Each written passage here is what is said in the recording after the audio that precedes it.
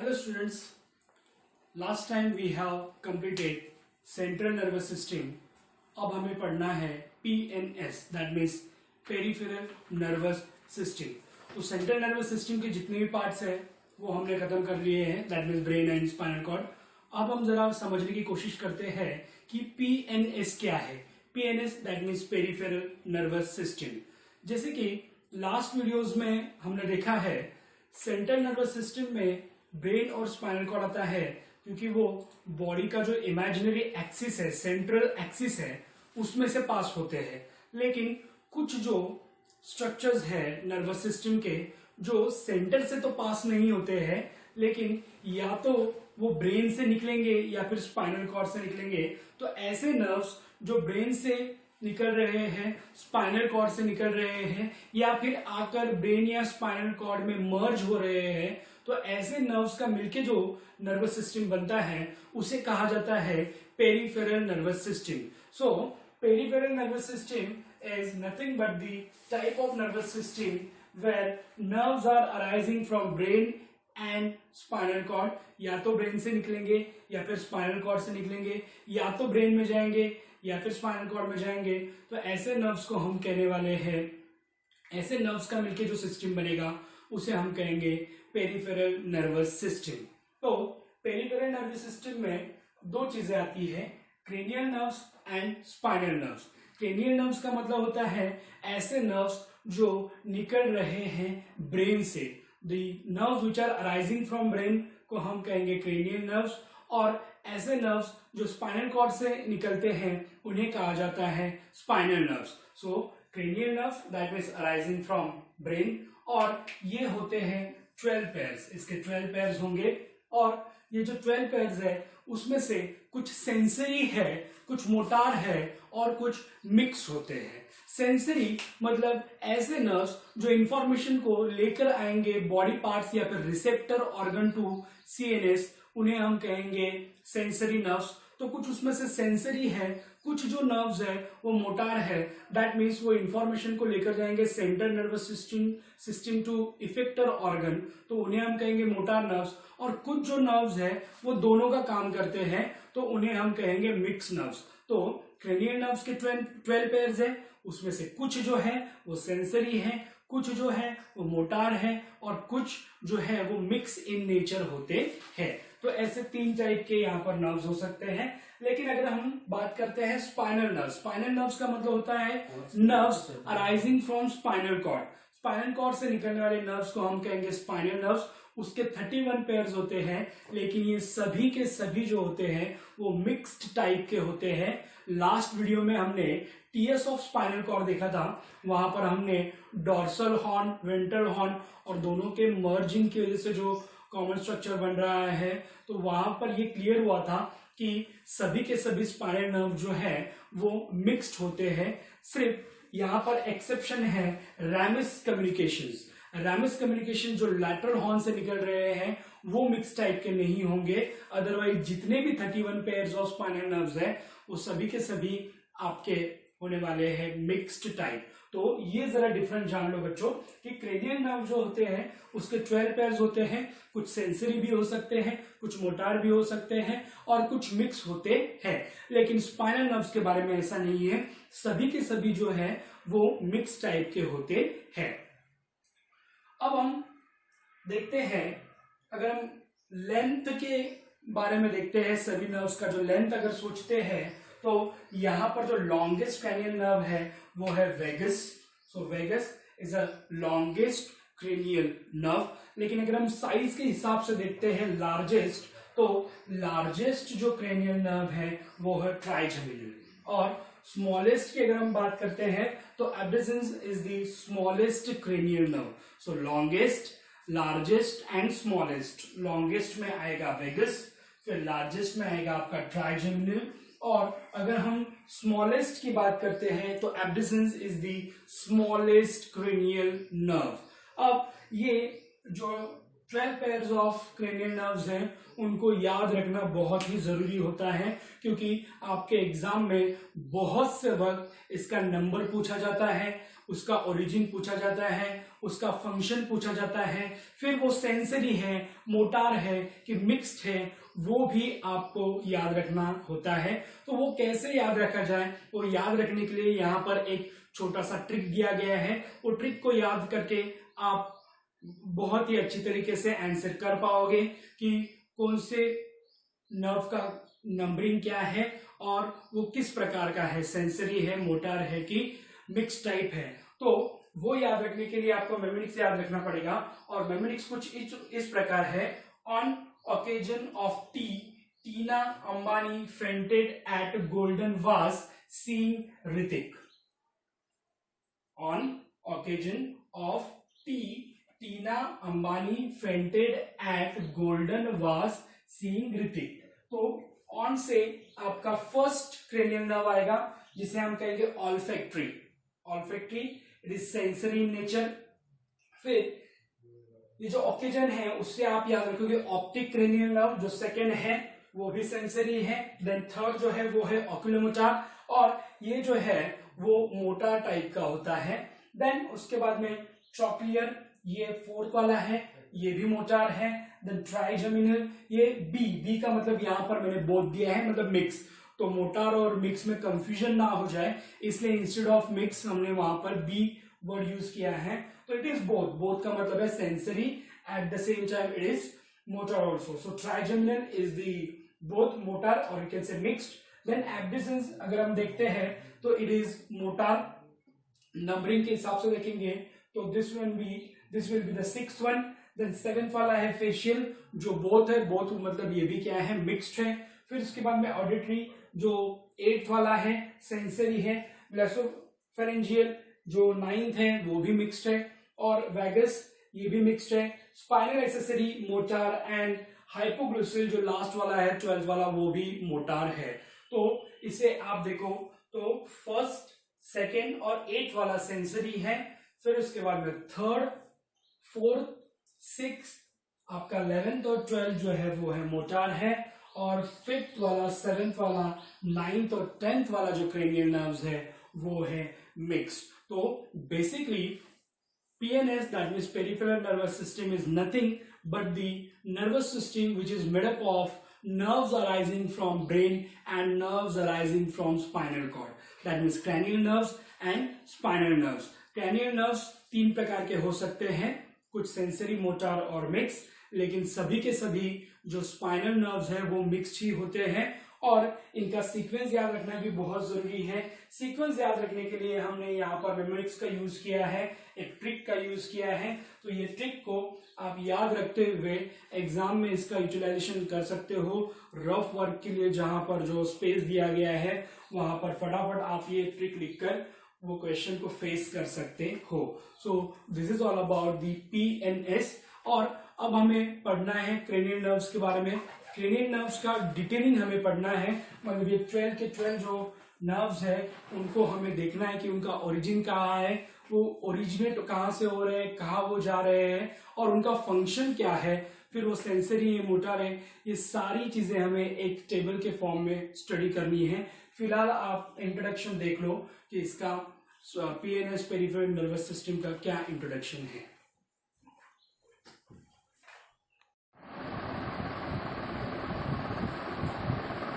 बच्चों, हमने cranial nerves के बारे में पढ़ा है कि 12 pairs of cranial nerves are there और उसमें से कुछ सेंसरी है, मोटार है, मिक्स है, वो सब पार्ट्स हमने देखे हैं। अब हमें समझना है कि ये 12 के 12 जो पेयर्स है वो कहाँ से ओरिजिन हो रहे हैं, उनका ओरिजिन क्या है, उनके फंक्शंस क्या है, क्योंकि ये बहुत ही क्रूशियल पार्ट होता है आपके नीट के एग्जाम में और इसके ऊपर बहुत से वक्त क्वेश्चंस आते हैं बोर्ड्स में। हमारे जो बोर्ड के एग्जाम है हम ये जो पार्ट है वो छोड़ देते हैं क्योंकि ये थोड़ा सा लर्न करने में डिफिकल्ट होता है बच्चों को, लेकिन जो ट्रिक है वो ट्रिक के हिसाब से अगर आप जाओगे तो आप उसे याद भी रख सकते हो और इसके ऊपर आए हुए क्वेश्चंस को आप सॉल्व भी कर सकते हो। तीन चीजें आपको ये टेबल में याद रखनी है। सबसे पहले उनका जो फंक्शन है वो आपको याद रखना है, जो नर्व्स है उनका नंबर आपको याद रखना है और मोस्ट इम्पोर्टेंट थिंग आपको उनके जो फंक्शंस है वो याद रखने हैं। तो फंक्शन हो गया, नंबर हो गया, एंड वो किस प्रकार, उनका नेचर आपको याद रखना है। नेचर हमने पिछले वीडियो में देख लिया है, इसलिए वहां पर हम नहीं अब ज़्यादा कॉन्सेंट्रेट करेंगे।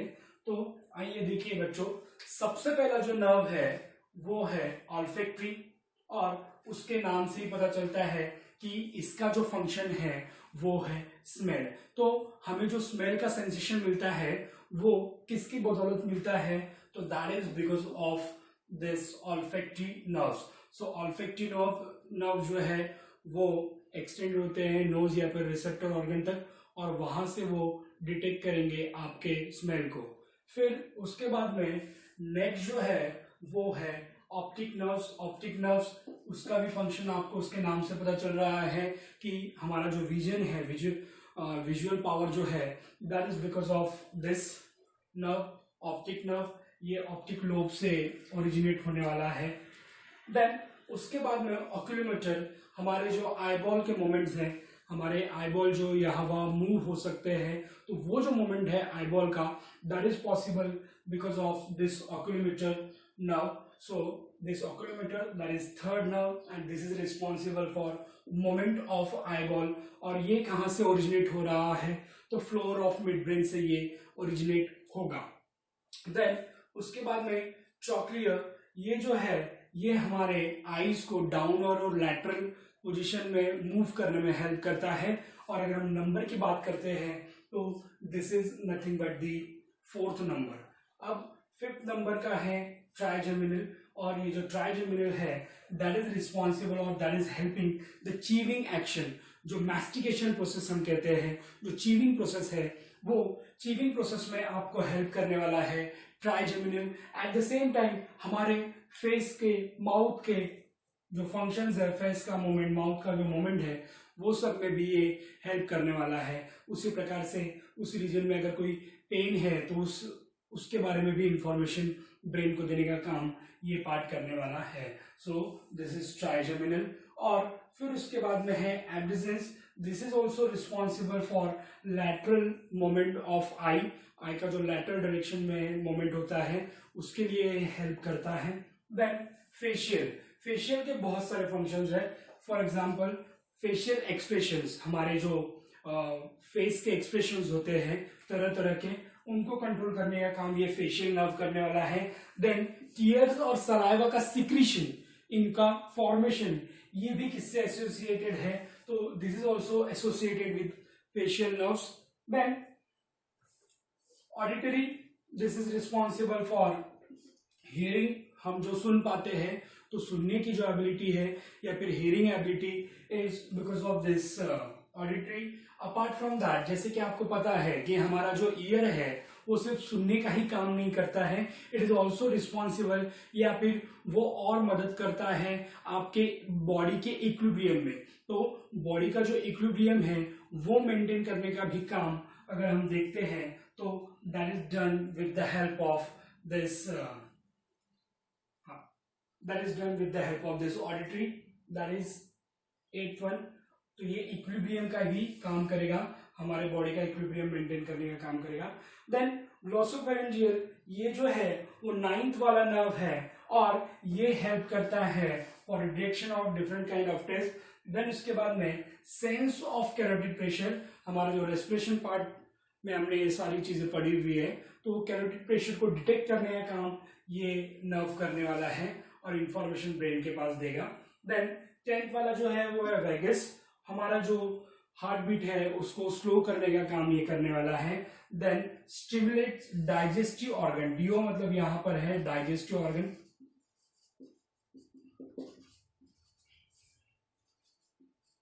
डाइजेस्टिव ऑर्गन्स को स्टिमुलेट करने का काम जो है वो वेगस नर्व करने वाला है, ये भी टेस्ट डिटेक्शन में हेल्प करेगा।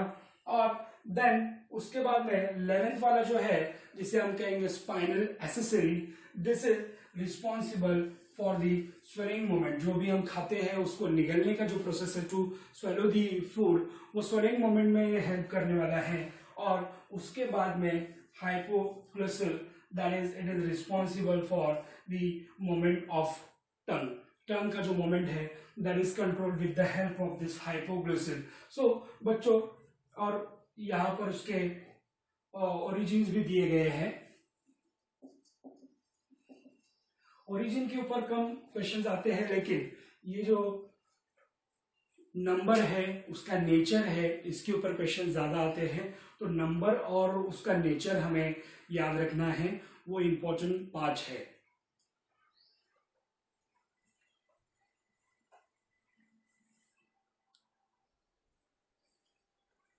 तो बच्चों ये नर्व्स, क्रेनियल नर्व्स, ऑल्फैक्टरी अगर हम बात करते हैं तो देखिए ये सेंसरी है। ऑप्टिक जो है वो भी सेंसरी है, मतलब वो सिर्फ इंफॉर्मेशन को लेकर जाने वाला है टूवर्ड द ब्रेन। अगर हम बात करते हैं ऑक्यूलोमोटर की तो वो मोटार है, देन ट्रैक्युलर भी मोटार है। ट्राइजेमिनल यहाँ पर मैंने बी लिखा है, तो अगेन बी का मतलब होता है both, that means it is mixed.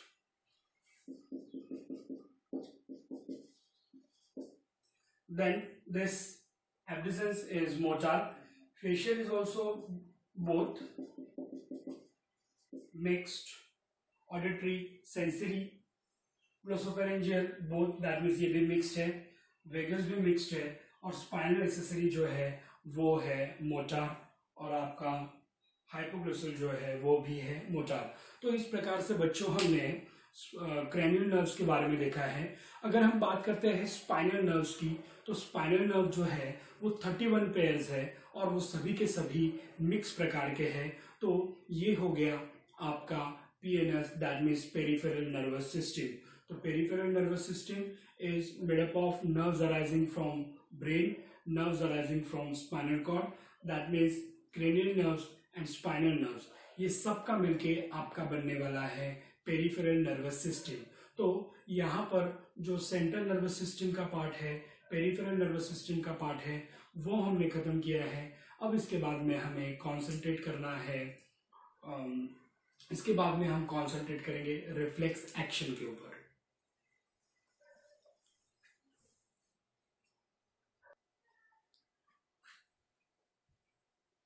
तो बच्चों स्पाइनल नर्व्स की अगर हम बात करते हैं तो रैमस डॉर्सालिस और रैमस वेंट्रालिस, जो डॉर्सल रूट और वेंट्रल रूट रिस्पेक्टिवली से बनता है, तो ये दोनों के मिक्सिंग की वजह से जो नर्व्स बनेंगे उन्हें हम कहेंगे सोमैटिक नर्व्स, उन्हें हम कहेंगे सोमैटिक नर्व्स, क्योंकि ये हमारे सोमैटिक स्ट्रक्चर या फिर बॉडी के स्ट्रक्चर्स को कंट्रोल कर रहा है।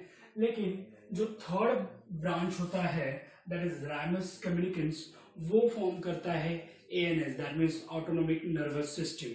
So basically autonomic nervous system is nothing but the part of peripheral nervous system.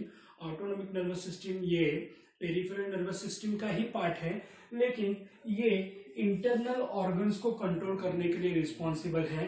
हमारे जो इंटरनल ऑर्गन्स हैं उनका जो फंक्शनिंग है वो हमें पता भी नहीं चलता है, लेकिन उनका जो फंक्शनिंग होते रहता है, that is because of ANS. अब ANS is again divided into two parts. The very first part is known as sympathetic and then parasympathetic. तो अगर sympathetic nervous system और parasympathetic nervous system, sympathetic nervous system को हम कहेंगे fight और flight, और parasympathetic को हम कहेंगे feed and breed. तो फ्लाइट या फिर फाइट का मतलब क्या है कि whenever there will be emergency, तो उस वक्त क्या करना चाहिए, उस वक्त ये सिंपैथेटिक नर्वस सिस्टम आपको हेल्प करता है। लेकिन हम नहीं कह सकते कि सिंपैथेटिक नर्वस सिस्टम और पैरासिम्पैथेटिक नर्वस सिस्टम हर वक्त एक दूसरे के अपोजिट ही होंगे, ऐसा जरूरी नहीं है। For example if you talk about the increase of heart rate, heart rate अगर हम बात करते हैं तो हार्ट रेट को बढ़ाने का काम जो है वो सिंपैथेटिक नर्वस सिस्टम करेगा, और पैरासिम्पैथेटिक नर्वस सिस्टम उसके अपोजिट काम करेगा। मतलब हार्ट रेट को कम करने का जो काम है वो पैरासिम्पैथेटिक नर्वस सिस्टम करेगा, दैट इज ट्रू। लेकिन अगर हम बात करते हैं सलाइवा सिक्रीशन, तो सलाइवा सिक्रीशन को इंक्रीज करने का काम जो है वो पैरासिम्पैथेटिक करेगा, और उसको डिक्रीज करने का जो काम है वो सिंपैथेटिक करेगा। तो इसका मतलब जो सिंपैथेटिक नर्वस सिस्टम हमेशा इंक्रीज ही कर रहा है ऐसा नहीं है, कभी कभी वो किसी सिक्रीशन को डिक्रीज करने के लिए भी रिस्पॉन्सिबल हो सकता है। तो यहाँ हमने पूरी तरीके से पेरिफेरल नर्वस सिस्टम खत्म कर दिया है। अब उसके बाद में नेक्स्ट जो पॉइंट हमें पढ़ना है वो होता है रिफ्लेक्स एक्शन। तो रिफ्लेक्स एक्शन अगर हम बात करते हैं प्लांट्स और एनिमल्स, तो दोनों में कुछ मेजर डिफरेंसेस है। अगर हम एनिमल्स की बात करते हैं तो एनिमल जो है वो रिस्पॉन्स क्विकली दिखाते हैं, कि क्विकली शो करते हैं, that is because of reflex action. तो रिफ्लेक्स एक्शन क्या है? Sudden quick autonomic response, sudden अचानक से, क्विक एकदम फास्ट रिस्पॉन्स, ऑटोनॉमिक अपने आप, जो हमारा बॉडी रिस्पॉन्स देता है किसे? इंटरनल और एक्सटर्नल स्टिमुलाई। इंटरनल या फिर एक्सटर्नल स्टिमुलाई के हिसाब से हमारा बॉडी जो रिस्पॉन्स करता है वो और क्विकली करता है, ऑटोनॉमिकली करता है, तो उसे हम कहेंगे रिफ्लेक्स एक्शन। अब रिफ्लेक्स एक्शन के अगर हम टाइप देखते हैं तो वहां पर ब्रेन का इन्वॉल्वमेंट है कि स्पाइनल कॉर्ड का इन्वॉल्वमेंट है, अकॉर्डिंग टू दैट हम उसके दो प्रकार कह सकते हैं। तो पहला जो है उसे कहते हैं क्रेनियल रिफ्लेक्स एक्शंस, और सेकंड जो है उसे हम कहेंगे स्पाइनल रिफ्लेक्स एक्शन। तो क्रेनियल रिफ्लेक्स एक्शन का मतलब क्या होता है कि इसमें ब्रेन विल बी इन्वॉल्व, और ये जो है वो नो अर्जेंसी, मतलब यहाँ पर किसी अर्जेंसी की रिक्वायरमेंट नहीं है। जैसे कि हम जब फूड को देखेंगे, फूड को देखने के बाद में इंफॉर्मेशन ब्रेन के पास जाएगा, फिर धीरे धीरे हमारा सलाइवा जो है वो सीक्रेट होगा, तो वाटरिंग ऑफ माउथ होगा। तो this kind of thing is known as cranial reflex action. लेकिन अगर हम देखते हैं कि जैसे ही हमें कोई सुई या कुछ चुभाता है तो हम सडनली उसको रिएक्ट करते हैं, तो this kind of reflex action is known as spinal reflex action. और स्पाइनल रिफ्लेक्स एक्शन में स्पाइनल कॉर्ड इज इन्वॉल्व, वहां पर स्पाइनल कॉर्ड का इन्वॉल्वमेंट होता है, और ये जो रिस्पॉन्स है वो अर्जेंसी, जब कभी अर्जेंसी रिक्वायर्ड होती है रिस्पॉन्स की, एट दैट टाइम ये स्पाइनल रिस्पॉन्स या फिर स्पाइनल रिफ्लेक्स एक्शन काम करता है। इसका एग्जांपल वही displacement of hand leg when you pinch, या फिर जब उसे नीडल आप वो करोगे, चुभाओगे, तो जो डिस्प्लेसमेंट हो रहा है तो उसे हम इंक्लूड करने वाले हैं स्पाइनल रिफ्लेक्स एक्शन में। लेकिन अगर हम बात करते हैं एक्सपीरियंसेस की, तो on the basis of experiences also reflex action can be of two type. The very first is known as conditional and second is known as unconditional. Conditional reflex action and unconditional reflex action. तो conditional reflex action आपने 10th standard में भी या फिर previous standard में भी पैवलो का experiment पढ़ा होगा। डॉग का जो एक्सपेरिमेंट था कि वो डॉग को एक केज के अंदर रखता था, फिर बेल रिंग करता था, बेल रिंग जैसी ही होती थी तो डॉग को फूड देता था। कुछ दिनों के बाद उसने वो सिर्फ बेल रिंग करता था, लेकिन बेल रिंग करने के बाद में उसे फूड नहीं देता था डॉग को, लेकिन फिर भी उसके माउथ में सलाइवा सिक्रीशन स्टार्ट हो गया था, क्योंकि उसने वो जो कंडीशन था उसको एडॉप्ट कर लिया था। ये मान लिया था कि जब भी बेल बजता है तो उसे फूड मिलेगा, और उस चीज को एडॉप्ट करने के बाद में, उस चीज को ध्यान में रखने के बाद में उसमें सलाइवेशन हो रहा था।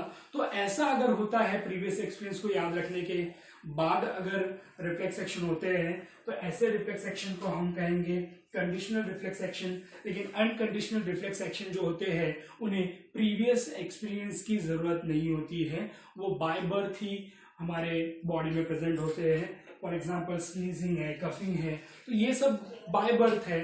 Moment something is entering in your nose, तो हमें स्नीजिंग हो जाएगा, कफिंग हो जाएगा। तो ये सारी चीजें जो होती है उसे कहते हैं अनकंडीशनल रिफ्लेक्स एक्शन।